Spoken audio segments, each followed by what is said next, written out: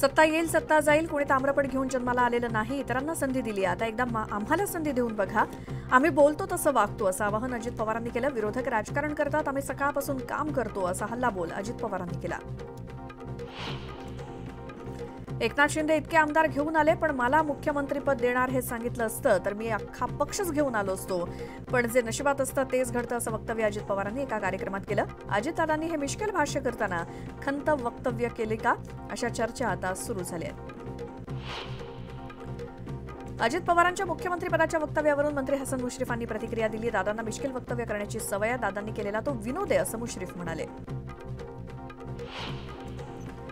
अजित पवारांच्या वक्तव्यानंतर रावसाहेब दानवेंनी देखील प्रतिक्रिया दिली. जेव्हा मोठे नेते एकाच मंचावरती असतात, समविचारी असतात, तेव्हा अशी टोलवाटोलवी होत असते. यापूर्वी देखील गोपीनाथ मुंडे आणि विलासराव देशमुख एकमेकांना असे टोले लगावत असायचे, असं रावसाहेब दानवेंनी म्हटलं.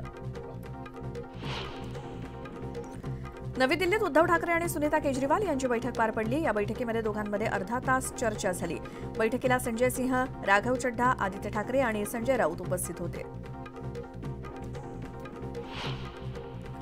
महाविकास आघाडीच्या फेक नरेटिव्हवरती महायुतीनं रॅपच्या माध्यमातून उत्तर दिले. राज्यातील प्रत्येक विषयाला हात घालत महायुतीनं महाविकास आघाडीवरती शेलक्या शब्दात जोरदार टीका केली. खोटं बोलून मतं मिळाली, त्यामुळे मस्ती आली का, असा हा रॅप सगळीकडे व्हायरल होतोय. राष्ट्रवादीकडून नवीन गाणं लॉन्च करण्यात आलंय. काम करत आलोय, काम करत राहू, अशी नवी टॅगलाईन या गाण्यातून स्पष्ट करण्यात आली आहे. अजित पवारांच्या जनसन्मान यात्रेला नाशिकमधून सुरुवात झाली. अजित पवारांनी थेट रस्त्यावरती उतरून नागरिकांशी संवाद साधला. योजनांचं ब्रँडिंग करण्यासाठी गुलाबी रंगानं बस सजवण्यात आली असून बसवरती लक्षवेधी फोटो लावण्यात आलेत. यात्रेद्वारे सरकारच्या योजनांची माहिती लोकांपर्यंत पोहोचवणार, अशी माहिती अजित पवारांनी दिली. विरोधकांना जे योग्य वाटतं ते त्यांनी करावं, विरोधकांना टीका करायची ती करू द्या, असं म्हणत अजित पवारांनी विरोधकांवर हल्लाबोल केला. नांदेडमध्ये कार्यक्रमस्थळी रस्त्यावरती चिखल पाहता आज अजित पवार थांबले. अजित पवारांनी चिखलातून जाण्यास नकार दिला, त्यामुळे त्यांच्यासाठी गाडी मागवण्यात आली. त्यांच्यासोबत असणारे छगन भुजबळ मात्र चिखलातून वाट काढत कार्यक्रमाच्या ठिकाणी पोहोचले. राज ठाकरेंचा 13 तारखेपर्यंतचा दौरा 10 तारखेलाच संपणार आहे. राज ठाकरे आज हिंगोली, उद्या परभणी आणि बीड, तर 10 तारखेला जालना आणि छत्रपती संभाजीनगरचा दौरा करणार आहेत. 11 तारखेला विमानानं ते मुंबईला परततील. शिवसेना उद्धव बाळासाहेब ठाकरे पक्षाविरोधात भाजप अधिक आक्रमक होणार आहे. ठाकरेंच्या बालेकिल्ल्यांना सुरुंग लावण्याची रणनीती आखण्यात आली असून मुंबईसह कोकणात सर्वाधिक जागा जिंकण्याचं लक्ष्य ठेवण्यात आलंय. शिवसेना उद्धव बाळासाहेब ठाकरे गटातील नाराजांना भाजपात आणण्याचा प्रयत्न केला जाणार आहे. विधानसभेसाठी देवेंद्र फडणवीस ऍक्शन मोडमध्ये आलेत. भाजप आमदारांचे प्रश्न फडणवीस मार्गी लावणार आहेत. भाजप आमदारांच्या निवेदनांवरती चर्चेतून मार्ग काढला जाणार आहे. विधानसभेत जास्तीत जास्त जागा निवडून आणणार असा निर्धार अजित पवारांनी केलाय. प्रत्येक पक्षाकडे असलेल्या जागा त्यांच्याकडे राहतील, मात्र जागा बदलण्याची गरज असेल तर सर्व पक्षांची तयारी आहे, असं अजित पवार म्हणाले.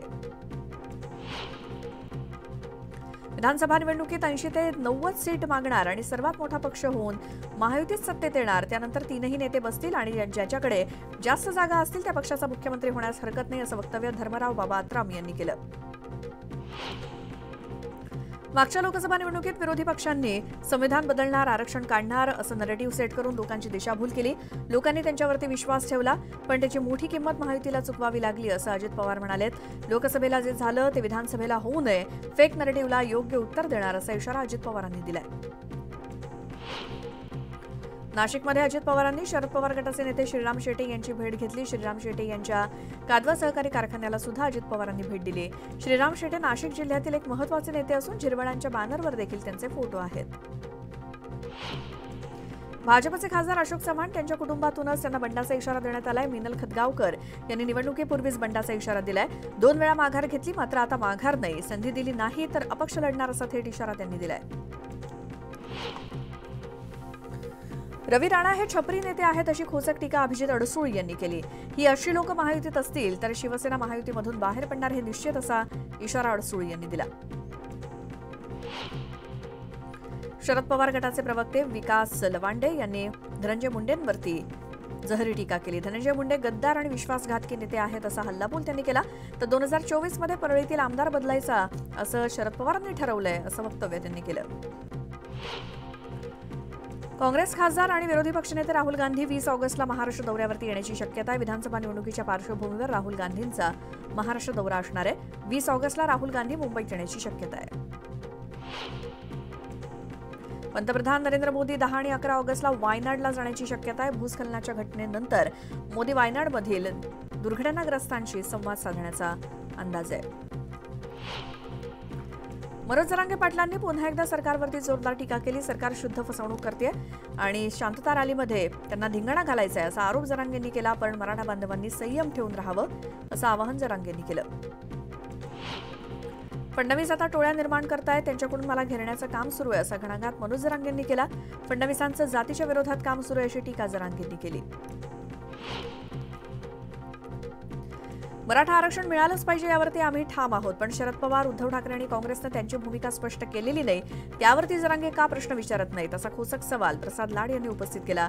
तर जरांगे आणि महाविकास आघाडीचं साटलोट तर नाही ना, त्यामुळे जरांगेंनी त्याबाबत आपली भूमिका स्पष्ट करावी अशी मागणी प्रसाद लाड यांनी केली. ओबीसीतून मराठा आरक्षण देणार नाही, सरसकट कुणबी प्रमाणपत्र देणार नाही. राष्ट्रीय ओबीसी महासंघाच्या अमृतसर इथल्या अधिवेशनात जरांगे पाटील यांच्या मागणी विरोधात हे महत्त्वाचे ठराव पारित करण्यात आले. अधिवेशनात पारित केलेल्या सर्व 30 ठरावांबाबत सकारात्मक आहोत असं आश्वासन शिवसेना नेते किरण पांडव यांनी दिलं. शेतकरी आणि दिव्यांगांसाठी आमदार बच्चू कडू उद्या छत्रपती संभाजीनगरात मोर्चा काढणार आहेत. या मोर्चात जवळपास 3 लाख शेतकरी सहभागी होणार आहेत. मात्र पोलिसांनी परवानगी नाकारल्याचं बच्चू कडू म्हणालेत आणि आक्रमक झालेत. त्यामुळे पोलिसांनी मोर्चा थांबवण्याचं धाडस करू नये. आम्ही परवानगी नाकारली तरीही मोर्चा काढणारच असा थेट इशारा त्यांनी दिला. नांदेडमध्ये झालेल्या काँग्रेसच्या बैठकीत जोरदार वादावादी झाली. विधानसभा निवडणुकीच्या पार्श्वभूमीवर कुणालाही पक्षात प्रवेश देऊ नये यावरून बी.आर. कदम आणि बालाजी चव्हाण यांच्यामध्ये बाचाबाची झाली. भाजपच्या केशव उपाध्याय यांनी उद्धव ठाकरेंवरती टीका केली. स्वाभिमान गमावल्याचं सोपं उदाहरण म्हणजे उद्धव ठाकरे आहेत. भाजप आणि शिवसेना यांची वैचारिक युती होती, मात्र सत्ता आणि मुख्यमंत्रीपदासाठी हिंदुत्वाचा विचार सोडत काँग्रेससोबत ठाकरेंनी युती केली असा हल्लाबोल उपाध्यायांनी केला. भिवंडीत एका हॉटेल मालकांना दोघांना मारहाण केली. या मारहाणीविरोधात बजरंग दलानं निदर्शनं केली. बजरंग दलाच्या आंदोलनामुळे मुख्य रस्त्यावरती वाहतूक कोंडी झाली. वाहतुकीचा खोळंबा झाल्यानं नागरिकांना नाहक त्रास सहन करावा लागतोय. नवी मुंबईतील ऐरोली सेक्टर 16 मधील शाळा सुटल्यानंतर 9वी आणि 10वीच्या विद्यार्थ्यांमध्ये जोरदार राडा झाला. दोन्ही गटांमध्ये तुंबळ हाणामारी झाली. मारामारीत एका विद्यार्थ्याच्या डोक्याला जखम झाली. कांद्याच्या मुद्द्यावरून विरोधकांनी संसद भवनाच्या मुख्य दारावरती विरोध प्रदर्शन केलं. कांद्याचे दर वाढवण्यात यावेत अशा घोषणा देखील यावेळी देण्यात आल्या. या आंदोलनात महाराष्ट्रातून निलेश लंके, रजनी पाटील आणि धैर्यशील माने हे खासदार सहभागी झाले होते. रिझर्व्ह बँकेचं पतधोरण जाहीर करण्यात आलं असून आरबीआयकडून रेपो रेटमध्ये कोणताही बदल करण्यात आलेला नाही. रेपो रेट 6.5% राहणार आहे. पश्चिम बंगालचे माजी मुख्यमंत्री बुद्धदेव भट्टाचार्य यांचं निधन झालंय. वयाच्या 80व्या वर्षी त्यांनी अखेरचा श्वास घेतला. बुद्धदेव भट्टाचार्य हे बराच काळ आजाराशी झुंज देत होते आणि त्यांच्या निधनानंतर राजकीय विश्वातून त्यांना श्रद्धांजली वाहिली जाते. कोल्हापूरच्या कळंबा कारागृहात महिनाभरात केलेल्या झाडाझडतीत तब्बल 46 मोबाईल सापडलेत. त्यामुळे कारागृहातील सुरक्षेचा प्रश्न ऐरणीवर आलाय. यापूर्वी देखील मोबाईल सापडल्यामुळे 12 जणांचं निलंबन आणि एकाला बडतर्फ करण्यात आलं होतं. वादग्रस्त आयएस अधिकारी पूजा खेडकर यांचे वडील दिलीप खेडकर यांच्या अडचणीत वाढ झाली आहे. सरकारी कामात अडथळा आणल्याप्रकरणी तक्रार दाखल करण्यात आली. या प्रकरणी तहसीलदार दीपक आकडे यांनी पोलीस ठाण्यात अर्ज दिलाय. गुजरात एटीएसनं भिवंडीमध्ये छापेमारी केली. तब्बल 800 कोटींचे एमडी ड्रग्ज जप्त करण्यात आले. गुजरात एटीएसकडून 2 आरोपींना अटक करण्यात आली. दादर सुटकेस हत्या प्रकरणामध्ये एक धक्कादायक ट्विस्ट समोर आलंय. मयत अर्शदच्या बायकोचे मारेकऱ्याशी अनैतिक संबंध असल्याचं उघड झालंय. रुक्सानाला पोलिसांनी ताब्यात घेतलं. मुंबईतील सेंट जॉर्ज रुग्णालयामध्ये एका कर्मचाऱ्याचा उपचारादरम्यान मृत्यू झाला. वेळेत उपचार न मिळाल्यानं मृत्यू झाल्याचा आरोप करत नातेवाईकांनी गोंधळ घातला आणि त्यानंतर 2 डॉक्टरांचं निलंबन करण्यात आलं. घटनास्थळी भेट दिल्यानंतर विधानसभा अध्यक्ष राहुल नार्वेकरांनी आज या प्रकरणी महत्त्वाची बैठक बोलावली आहे. उरणची घटना ताजी असतानाच नवी मुंबईतील सीवूड्समध्ये आणखी एका 19 वर्षीय तरुणीची हत्या करण्यात आली. मुलीला दगड बांधून बेलापूर खाडीमध्ये बुडवून आरोपी मुलानं पाण्यात उडी घेत आत्महत्या केली. या प्रकरणी पोलिसांचा तपास सुरू आहे. मुंबई गोवा महामार्गावरती कामथेजवळ उभ्या असलेल्या ट्रेलरनं मागच्या बाजूनं टेम्पोला जोरदार धडक दिली. या अपघातात टेम्पो चालक आणि मालकाचा जागीच मृत्यू झालाय. नवी मुंबईतील ऐरोली परिसरात रात्रीच्या सुमारास एसटीचा अपघात झाला. गाडीवरचे नियंत्रण सुटल्यामुळे बस थेट डिवायडरवरती धडकली. बसमधील 45 प्रवासी जखमी झाले. जखमींवर रुग्णालयात उपचार सुरू आहेत. सुदैवाने जीवितहानी झालेली नाही. जळगावातील मलकापूरहून विठ्ठलवाडीकडे जाणाऱ्या धावत्या एसटी बसचं एक चाक निखळलं. त्यानंतर काही क्षणात दुसरा टायर फुटला. मात्र बस चालकाच्या सतर्कतेमुळे बसमधील 77 प्रवाशांचे प्राण वाचलेत. चांदवडच्या सोग्रस येथील एका अज्ञात माथेफिरूनं रात्रीच्या सुमारास 500 द्राक्षाच्या वेलींची कत्तल केली आणि या घटनेमुळे शेतकऱ्यांचं मोठं नुकसान झालंय. पूर्व वैमनस्यातून हा प्रकार घडल्याचा पोलिसांनी संशय व्यक्त केलाय. या प्रकरणी गुन्हा दाखल केला असून अज्ञाताचा शोध सुरू आहे. जळगावच्या कवयित्री बहिणाबाई चौधरी विद्यापीठातील मुलींच्या हॉस्टेल परिसरात बिबट्याचा वावर दिसून आलाय. विद्यार्थिनींमध्ये भीतीचं वातावरण असून अतिरिक्त सुरक्षा रक्षकांची व्यवस्था करण्याची मागणी करण्यात येते. मुरबाड तालुक्यातील खतांचा तुटवडा निर्माण झालाय. शेतकऱ्यांना खताचा योग्य पुरवठा होत नसल्यामुळे ठाकरे गटाकडून कृषी कार्यालयात भजन आंदोलन करण्यात आलं. पिंपरी चिंचवड शहरातील नागरिकांचा दिवाळी प्रवास आता सुखकर होणार आहे. वल्लभनगर आगारात दिवाळीपूर्वीच अत्याधुनिक सुखसुविधा असलेल्या नव्या 10 बसेस दाखल होणार आहेत. सिंधुदुर्ग पुणे या मार्गासाठी विमानतळ प्राधिकरण आणि संरक्षण मंत्रालयानं अखेर परवानगी दिली असून 24 ऑगस्टपासून विमानसेवा सुरू होण्याची शक्यता आहे. प्रत्येक वीकेंडला सिंधुदुर्ग पुणे ही विमानसेवा सुरू केली जाणार आहे. सिंधुदुर्गातील कणकवली आणि सावंतवाडी रेल्वे स्थानकाच्या सुशोभीकरणाचं काम करण्यात आलंय. रेल्वे स्थानकाला बाहेरून विमानतळाचं स्वरूप देण्यात आलंय आणि या सुशोभीकरणाचं उद्या खासदार नारायण राणे यांच्या हस्ते उद्घाटन होणार आहे. बुलढाण्याच्या चिखली तालुक्यातील मालगणी गावातील एक धक्कादायक प्रकार समोर आला. एका महिलेच्या डोळ्यातून 60 जिवंत अळ्या काढण्यात आल्यात. 2 तासांच्या अवधीनंतर अळ्या काढण्यात यश आलं. या प्रक्रियेनंतर महिलेचा डोळा देखील वाचलाय. छत्रपती संभाजीनगर शहराच्या विकासाला चालना देणारा प्रारूप आराखडा तब्बल 33 वर्षांनंतर डीबी युनिटकडून पालिका आणि राज्य सरकारला सादर करण्यात आला. आजपासून पालिकेत सर्वांसाठी नकाशे उपलब्ध करण्यात आल्यानं नागरिकांनी गर्दी केली. बारामतीत 3 हत्ती चौक सध्या चर्चेचा विषय बनलाय. हा मुख्य चौक असून त्याचं सुशोभीकरण केलं जाते, परंतु हा चौक पॅरिसच्या धर्तीवर केला जातोय. त्यामुळे नागरिकांना नाहक त्रास सहन करावा लागत असल्यामुळे मनसेनं आंदोलन केलं. पुलाचा आराखडा रद्द करावा अशी मागणी मनसेच्या वतीनं करण्यात आली. शरद पवार गटानं सिंहगड रोड उड्डाणपुलावरती आंदोलन केलं. पूल तयार होऊनही वाहतुकीसाठी खुला केला नसल्यामुळे नागरिक आक्रमक झालेत आणि उद्घाटनाला नेत्यांचा वेळ मिळत नसल्यानं पुणेकरांचे हाल होत आहेत. विधानसभा निवडणुकांसाठी पुणे जिल्हा प्रशासनाची तयारी सुरू झाली आहे. जिल्हाधिकारी कार्यालयाकडून ईव्हीएम मशीनच्या प्राथमिक तपासणीला सुरुवात झाली आहे. अण्णासाहेब पाटील महामंडळानं 1 लाख मराठा उद्योजक घडवण्याचा टप्पा पूर्ण केलाय. त्यांच्या या यशस्वी कामगिरीबद्दल साताऱ्यामध्ये उद्या उपमुख्यमंत्री फडणवीसांच्या उपस्थितीत उद्योजकांचा सत्कार केला जाणार आहे. पालखेड धरणातून मनमाड आणि येवल्यासाठी पाण्याचं आवर्तन सोडण्यात आलंय. त्यामुळे पाणी टंचाईनं ग्रस्त झालेल्या नागरिकांना दिलासा मिळालाय.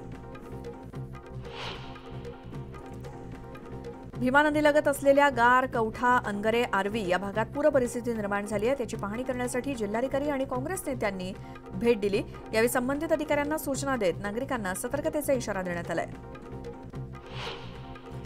शहापुरात 3 दिवसांच्या विश्रांतीनंतर जोरदार पावसानं हजेरी लावली. पावसाच्या आगमनामुळे नागरिकांनाही उन्हापासून दिलासा मिळालाय, तर सखल भागात पाणी साचायला सुरुवात झाली आहे.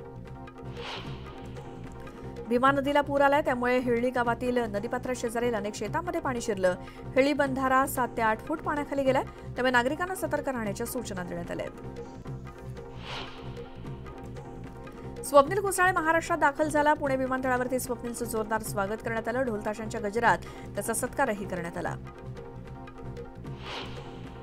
पुण्यात दाखल होताच ऑलिम्पिक शूटर स्वप्नील कुसाळेनं श्रीमंत दगडूशेठ हलवाई गणपतीचं दर्शन घेतलं. स्वप्नील कुसाळे यांच्या हस्ते दगडूशेठ गणपतीची आरती करण्यात आली. आज भारताचा स्टार भालाफेकपटू नीरज चोप्राची फायनल असणार आहे. नीरजकडून संपूर्ण देशाला पुन्हा एकदा गोल्डची अपेक्षा आहे. नीरज चोप्राकडून पदकाच्या अपेक्षा आता उंचावल्या आहेत. विनेश फोगाटकडून या प्रकरणावरून राज्यसभेमध्ये गोंधळ झाल्याचं बघायला मिळालं. विनेश फोगाट प्रकरणी विरोधक आक्रमक झाले आणि घोषणाबाजी करत विरोधकांनी सभात्याग केला. विरोधकांच्या नारेबाजीमुळे उपसभापती जगदीप धनखड सदनातून निघून गेले. तर ऑलिम्पिकच्या फायनलमध्ये अपात्र ठरवण्यात आल्यानंतर भारतीय कुस्तीपटू विनेश फोगाटने एक मोठा निर्णय घेत कुस्तीतून निवृत्ती जाहीर केली. मी हरले, कुस्ती जिंकली, आता माझ्यात ताकद नाही, सर्वांची मी ऋणी राहीन, माफ करा, अशी पोस्ट करत विनेश फोगाटनं कुस्तीला अलविदा केलंय. कुस्तीपटू विनेश फोगाट हिने पॅरिस ऑलिम्पिकमधून अपात्र ठरवल्याच्या विरोधात कोर्ट ऑफ आर्बिट्रेशन फॉर स्पोर्टमध्ये दाद मागितली आहे. या संदर्भात आज सीएस कडून अंतरिम निर्णय येणं अपेक्षित आहे. दुपारच्या सुमारास या संदर्भात निर्णय येण्याची शक्यता आहे. तर हरियाणाची शूर मुलगी विनेश फोगाटनं ऑलिम्पिकमध्ये जबरदस्त प्रदर्शन केलं, त्यामुळे भारतात तिचं स्वागत पदक विजेत्याप्रमाणेच होईल, तिला तोच सन्मान आणि सुविधा दिल्या जातील, असं वक्तव्य हरियाणाचे मुख्यमंत्री नायब सिंह सैनी यांनी केलं.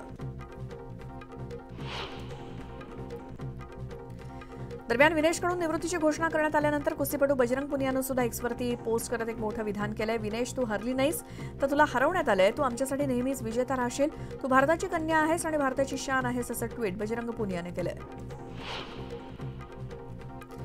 बांगलादेशमध्ये आज अंतरिम सरकार स्थापन होणार आहे. बांगलादेशच्या राष्ट्रपती भवनात झालेल्या बैठकीत हा निर्णय घेण्यात आला. या सरकारच्या प्रमुखपदी नोबेल पारितोषिक विजेते मोहम्मद युनुस यांची या पदासाठी निवड करण्यात आली आहे. बांगलादेशात अडकलेले राज्यातील विद्यार्थी, अभियंते यांना मदतीसाठी मुख्यमंत्री एकनाथ शिंदे यांची परराष्ट्र एस जयशंकर यांच्याशी चर्चा झाली. अधिकाधिक विशेष विमानांद्वारे बाधित देशवासियांना परत आणणार आणि मदतीसाठी आवश्यक त्या सर्व उपाययोजना करण्यात येत आहेत, अशी माहिती परराष्ट्र मंत्र्यांनी दिली.